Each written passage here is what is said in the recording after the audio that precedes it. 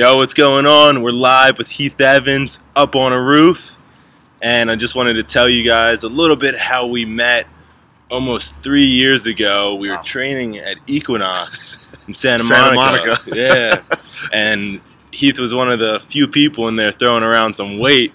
So of course we hit it off, started talking about strength training. They always told me I was in the wrong gym over there. Yeah. And then we found each other in Gold's. Yeah, literally months later, there we are training at Gold's again, and just continued our friendship, talking, hanging out, and now we're training together. So it's been a pretty cool 3 years. Absolutely. It's funny how paths cross, and man, this guy kind of gets after it. I mean, he's a pretty boy, all the pretty boy abs and stuff, but he knows how to train. The looks can be deceiving. We'll just put it that way. Yeah, I used to be a big fan of power bodybuilding, something Heath and his training partner Michael Hearn regularly work out and follow that program. So it's something that is nice because you build a nice foundation with strength, and then you can still sculpt your physique at the same time with isolation type movements and little things like that to really bring out those peaks in your biceps or the V in your back, and of course like the 8-pack abs that Heath's working on over here. Well, there's no one better in this space than Michael Hearn. So his power bodybuilding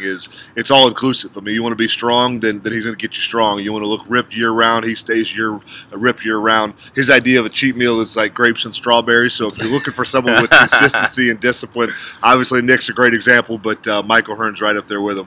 That's awesome, man. I remember back in high school, I used to have that discipline. My parents thought I was crazy, kind of when it first started, because I was training for football, trying to put on weight, because I was always skinny growing up. And man, I sometimes wonder what was different with me back then than it is now, because now I don't even feel bad about going out, getting a few donuts, having a pizza. Like back in the day, I would never do that. So it's kind of weird how you change as your training progresses. Well, management. In high school, I was the same way. I was the paranoid athlete. Someone's going to take my job. Someone's going to get my scholarship. Then you go to the NFL, and you've got 52 other grown men depending on you to be disciplined, to live a life that's going to make that team better. And then you retire, there's a physique you want to manage. There's other goals you want to manage. And so I tell people, there's kind of like cyclical seasons of life. I think you got to kind of find yourself in each season. And I'm in a different season. Now you know how to stay where you need to stay. Even the last time we trained, you're like, hey, listen, I'm going to change the rep scheme. I was kind of more in that 6 to 8. I wanted some strength and some bulk. You went, what, 15 to 18? Yeah. Same exercise, just different rep scheme to achieve what you wanted versus what I was after. So that's about quality of life. And you mentioned donuts. I mean, there's nothing wrong with a donut. Ever. Man, sometimes I'll have probably like 6 to 10 at a time. It's insane. There's no sense in having just one. Exactly. And when you do splurge a little bit like that, maybe cut down on the meals for the day, maybe just 2 meals, or maybe even fast. I really like to fast 12, 18 hours, sometimes 24. I once did 48, which was intense. A 48 liquid fast. I might have had like two I think I had a collagen drink in there, and maybe a small shake, if that. So I would suggest fasting, then maybe having your cheat meal. There's different ways to manipulate it, so at the end of the day, you're still getting in around your total caloric intake, plus or minus a few hundred calories. So that's an easy way to do it. Fasting, no joke. I just came off a 60-hour fast. Damn, 60 hours. Water and ketones only. So Wow. Listen, do yourself a favor. Get online and read all sides of fasting. It is one of the healthiest things that you can do for your brain as well as gut health. Here in America, we eat a lot of crap food. And so the digestive process of the gut is probably all jacked up in you as it is in a lot of us. That being said, fasting can help cleanse that really, really quick, as well as what it'll feed to your brain. When you start getting clean blood and clean oxygen into the brain, your clarity of thought, clarity of mind, your focus factor, with nothing added. This is no Adderall, nothing else. It's just the fact of what the body does when it goes into starvation mode. It'll start feeding you and fueling you in ways that you can't possibly imagine. So read about it, check it out. I would definitely advise it a couple times a year. You'll definitely see the benefits. Yeah, I noticed generally after about towards the end, I don't know if it's because I was like looking forward to that next meal, but I felt this mental clarity take over, and this drive when I was working. I was like, I don't even want to waste my time getting up and preparing a meal. Like, I'm ready to go. And that was something that was new to me, and one reason I now love it.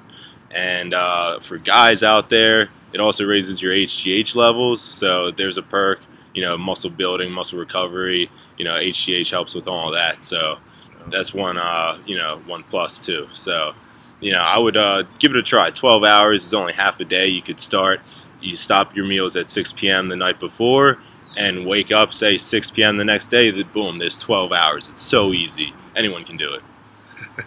Right? Anyone. Literally anyone.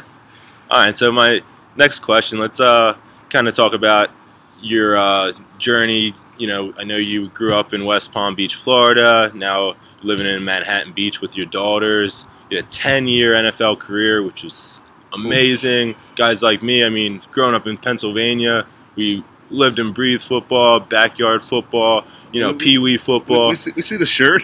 Pittsburgh, baby. He's always trying to represent. Yeah, we got the rings on the back. Yeah, a whole bunch of rings. I never lost to the Steelers, so it doesn't bother me. Oh, I can't believe we didn't beat you once, man. Once. But yeah, we, you know, used to play this guy all the time. He had a good stint with the Patriots there and won a Super Bowl with the Saints. Very cool. Something, you know, growing up I inspired to be, you know, in the NFL. So it's awesome kind of like hearing firsthand from Heath. You know what I just thought of? 2010. Listen, 10 years in the league. I banged heads a lot, so I think you got to check my dates. Halloween 2010, Pittsburgh came to the Dome in New Orleans and took an L. Oh my god! Yeah, you can check it out. So it would be October 31st, 2010. Pittsburgh comes to New Orleans inside the Mercedes-Benz Superdome, and the Saints take home the victory. So just for your boy, I mean, it's our Halloween special today. So I figured I might as well just bring it up. I hadn't even thought about that. Do you remember what your costume was? I think you need to bring it back. What was I that year? I think I was a bail bondsman. Bail bondsman? Yeah. No. I was a prisoner. Okay. And I had the full like orange jumpsuit on with like the sleeves cut off it. Like, did you guys like roll up to the stadium? Man, in the costumes, or no, was it more after? I was all business, but after I remember we always, you know, someoone's always throwing a Halloween party, and then in New Orleans, it's New Orleans, so there's parties everywhere, every night, every day. So man.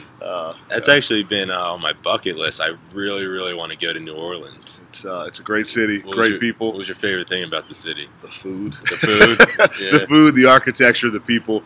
Listen, it's part of the South, but it's people think about Mardi Gras and Jazz Fest, but the city, the people there. Obviously, I was a Saints player, so there's probably more of a welcoming effect than everyone else would get. But at the end of the day, the family. I remember when I blew my knee out in 2009 during our Super Bowl year. Just the outpouring of cards and foods and neighbors coming over to mow our grass, like just everything that they could possibly do. Just great people. And we were, our last 2 years were there. But people make everything. You know, right. I mean, our conversations at the gym, that's what makes those gym sessions. The people in New Orleans, special people. Yeah. Wow. Yeah, that's what I heard. It's a lot of just, you know, very home type bodies there who you know, are kind of live and breathe in that city, and like you said, they welcome you with open arms, which is awesome. If I were to as long as you're a Saints fan. Okay. They might string you up. So, we might find him in a ditch in the 9th Ward somewhere. We ain't talking football when we go out there. And I also heard this was similar to, I guess, my experience in Europe. People, like, when they party there, because I know New Orleans goes hard, they, you know, you can openly drink in the streets. What was that like? I kept my girls out of downtown most of the time. Yeah. So it's literally two different worlds, because where I lived in Old Metairie, it's almost like somewhat Palm Beach where I grew up. It's like this kind of country club way of life, but then you can go downtown and there's Lord knows what. I mean, every strip club, every bar, I mean, there's just everything. And so, you know, the French Quarter is so beautiful. The Audubon Park area is gorgeous. But you've got these, I don't know, 8 square blocks down there where that's all they show on TV. And so that's what people think about with New Orleans. And it honestly couldn't be further from the truth. I mean, if you're looking for a good time, go to New Orleans. But there is just so much culture, so much architecture, just there's so much beauty to that city. I mean, you could live there for a lifetime and never get it all in. Wow, that's very cool. What was like the water like there? Was it a beach type scene? You know what? It's funny. So it's some swamp. You know, you got your gator swamp. Did you ever go gator hunting? You know, it's funny. I didn't go gator hunting, but Drew Brees, you know, was a big outdoorsman. So he would always take the O linemen and tight ends and running backs, anybody that was blocking for him. We left the wide receivers behind. Wow. And every year he'd have some type of trip. So you know, we'd be out there on the bayou. He took us bow fishing. So you're you're shooting all these different sheephead and these different kind of fish species that are kind of special to that area. And you pull up, you go at night, and they got these big old floodlights, and they'll put them on the water, and then you'll see these fish kind of swimming through. And then you've got this bow, and you're trying to line it up, and it was crazy. So you got these 330-pound mammoth offensive linemen on these huge airboats, and we've all got bows with like freaking arrows. We're about to shoot each other, and so but we had a blast. Imagine seeing that going by. I mean, yeah, there was like there's probably 4 or 5 of our boats, and these airboats were bigger than I'd ever seen, and we got out there and have a blast. But did you shoot any? Yeah, man. I actually, you know, I had never, I hadn't shot a bow since I was probably about 8 or 9. Yeah. So you're just god awful to start, and then as the night goes on, you start warming up and you start kind of learning how to lead the fish, because you got to figure the fish are swimming across the water. I don't know, 15, 20 miles an hour, and then so that water slows the arrow down, and then the boat's moving at times too. So you're trying to, you think all these super athletes would be great. So I would say this: Drew Brees and I's boat did win. So you know, we had obviously everything's a competition in the NFL. So we had big buckets of fish, and you get back to land, and they're counting them out, and it wasn't even close. So we destroyed everybody. I see you, Breeze. Did you have a fish fry afterwards? Man, Breeze is good at everything. Breeze is, you know, they call him Breezes down there. It's somewhat sacrilegious, but he gave all the fish away. So I mean, it was and there was like, between the 4 or 5 boats, there was hundreds of fish, and so it was typical Drew being awesome as he is. Yeah, that's cool. That's cool. Now, during your 10-year career, what would you say was the most life-changing part of it? You know, I think I remember my first game ever, a rookie, got drafted by the Seahawks in 2001. It was for your boy, Sean Alexander. Yeah, Sean Alexander, still my best friend to this day. Man, those had to have been some good years. We had a lot of fun. Sean's an idiot, I'm an idiot. We had a lot of fun. But my first game was in Cleveland, and I kind of remember being on that opening kickoff team and being out there like, wow, God, I made it. Yeah. You know, because I had put so much effort, so much struggle, so much just mental focus since I was, I say 4. And like I remember my dad's lawyer walked into the house when I was 4 years old. I was like, what you want to do, little buddy, when you grow up? And I was like, I'm playing the NFL. And it was like that. It was so matter of fact. And I remember him literally to this day saying to my dad, kind of almost laughing, but not laughing at me, and say he has no idea what it takes, because he had played Division I ball at Northwestern, never had gotten an opportunity to play in the NFL. Yeah. And even at 4, I remember that kind of first like jab at my dream. Yeah. And so obviously I didn't start grinding until I was probably about 8 or 9, and me and my dad, we played catch every single day, work on my hands, work on just different aspects of the game. And then when I was 14, my dad asked me, it's like, hey, listen, you know, if you're serious about this, I want your permission to push you how a good dad will push you, because if you're serious about your dreams, I'd be a bad dad if I don't help you achieve your dreams. That's cool. So he made me sign a contract that I would do whatever he told me to do. Wow. And boy, did he put me through a lot of crap. But I got on that field at 22 years old, and kind of like this revisionist history just like flooded through my head of everything that we had put in, dad, mom, myself, and it was like we made it. And so that was impactful, because I think I was a chubby white fat boy from Palm Beach, Florida, that everyone said can't do this, can't do this, can't do this. And so from D1 to high school to the pros, like you just constantly prove people wrong. But then my knee injury sucked, you know, and that changed me in a lot of ways. It challenged me to my core, honestly, and in my faith, you know, because there was just so much severe doubt at that time. But then the pain of that rehab process and trying to get back for 2010 was something I never experienced before, and it was an absolute grind. Yeah, I mean, I see how you work now in the gym. I can't even fathom what that would be when you were, you know, 14, 15, 16, through college, through the NFL. Like, man, how many hours did you spend in the gym? Like, right? It was, I mean, every day. I mean, because I was the paranoid guy that the new draft pick was going to take my job. And so, listen, I could never be the best athlete, but you sure shoot and we're going to outwork me in the offseason. And so that's where my running, my conditioning, come April, I'd get my nutrition on point for that season that was going to start in August, and then everything would just kind of domino effect into the season to be the best Heath that I could be. We're never going to be better than Ray Lewis or better than Tom Brady or Deion Sanders, all these greats that I had an opportunity to work with or play with, but it was going to be my best, and that would prepare me to beat most people that I was going to come up against. Wow, that's really unbelievable. I mean, 10 years, especially as a tailback. The average length of a career as a tailback in the NFL is what, like 2.5 years? White boy running backs don't exist. I made my mark playing a lot of fullback, but I also had the opportunity with the Pats as well with the Saints to play a lot of that tailback position, and yeah, man, we made it. And then you said you experienced that injury to your knee. How is that? I mean, I'm sure it sucked just because it wasn't like a mental thing. It was a physical thing, something that you trained and worked so hard to just be at its best year round, through the leg workouts, the stretching, all of that, the sleep. And then when your body kind of started, I don't want to say fail you, because you can be 23 years old and have the same issue, but no one touched me. No one even touched you. I was getting ready to drive my shoulder into a linebacker in Miami, down at about the 10-yard line, heading in for a touchdown. And as soon as I planted my right leg in the ground to go kind of run him over, that thing just kind of popped. Wow. And so you don't see it buckle, you just kind of see me lose strength. And so it's one of those things you can't explain, because at that time the non-contact injuries were just kind of starting to happen. But they're like, your doc's like, oh, your quad and hamstring misfired. I'm like, well, that does me no freaking good, because now I'm missing out on a Super Bowl run, I'm missing out on the best year of my career.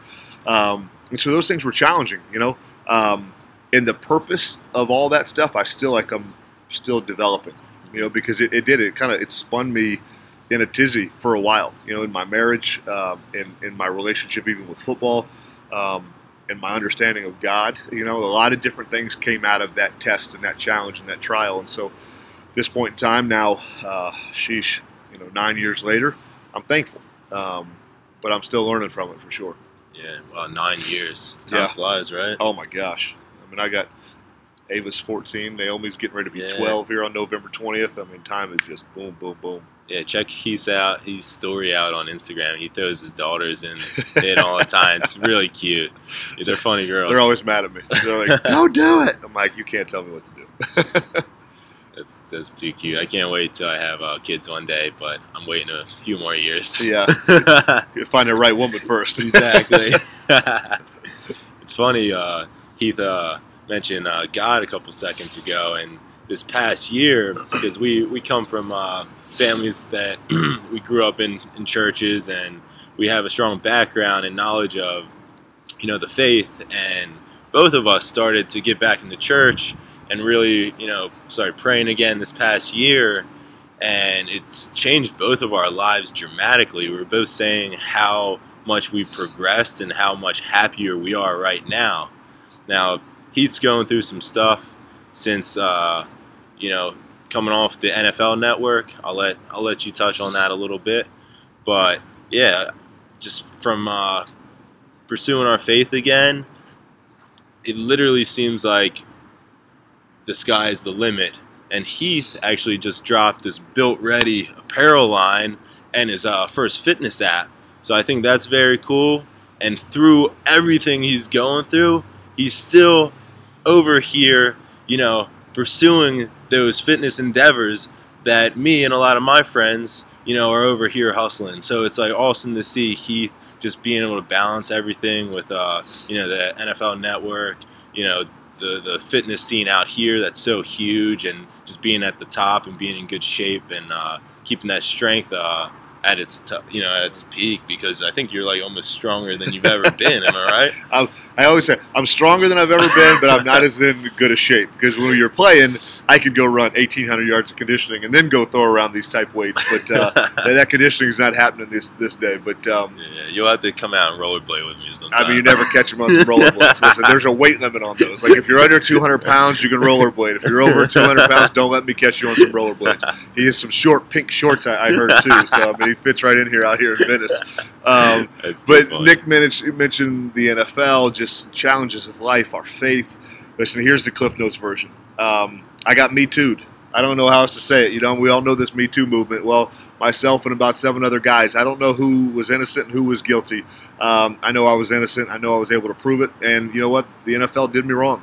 They used me. They paid me for 9 months. They settled with the woman, and then they cast me to the curb. And so I'm in a legal process now with the NFL. Good Lord's going to take care of that. Truth always wins in the end. Even if it doesn't look like in society's realm, truth always wins. And then just the overcoming aspect. It's funny, you know, people are like, oh, you ran back to your faith when things got tough. Absolutely freaking yes, I did. You know, I had done life on my own for about 4 years, just living the way I wanted to. And the effects of running from truth caught up to me. And so that's the gracious, awesome thing about the God of the Bible, is that at any time you can say, God, I need help. And then he comes on the scene and does the work and rescues. And so if you're listening to this and you've never even heard the name of Jesus or don't even want to talk about God, just know this: no matter how you feel about him, he loves you. And that's what matters. And when you get into a place like maybe I was in, where you lose your job, you lose your financial well-being from that job, you lose all these different things, relationships walk out of your life, you start to see who is your real friends, your real people that love you and war with you, and life gets really, really tough. We're probably all going to find ourselves in that somewhat of a position at times.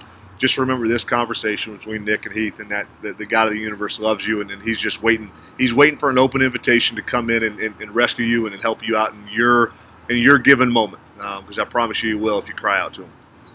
That was awesome, man. I love that. And hey, if you guys are local to town, just hit either one of us up, and we're always more than happy to talk and lend a word of advice. Oh. So, on another note, we were talking about donuts earlier.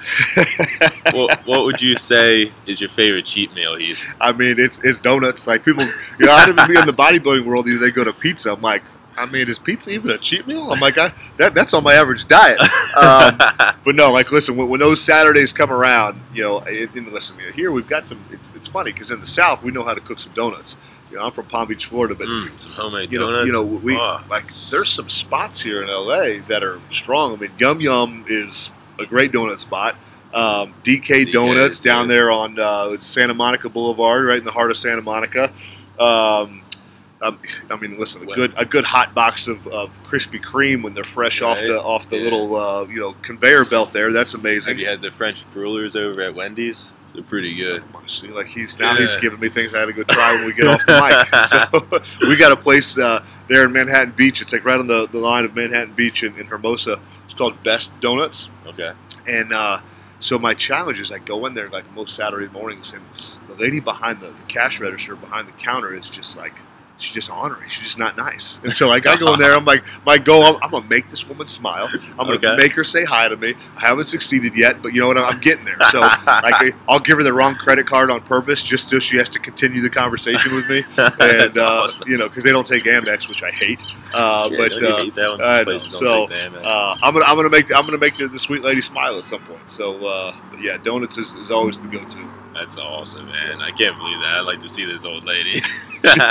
It won't be until I get in there with you and she sees my beautiful smile. Yeah, she lights up, and I'll be like, I'm never coming here again. That's too funny. Well, all right, Heath. It was great having you on. Absolutely, appreciate it, my brother. Thanks for having me. Yep. You see how he tried to like flex and lean in and like kind of steal an angle on the arm? All about them angles, you know. All right, take care, guys.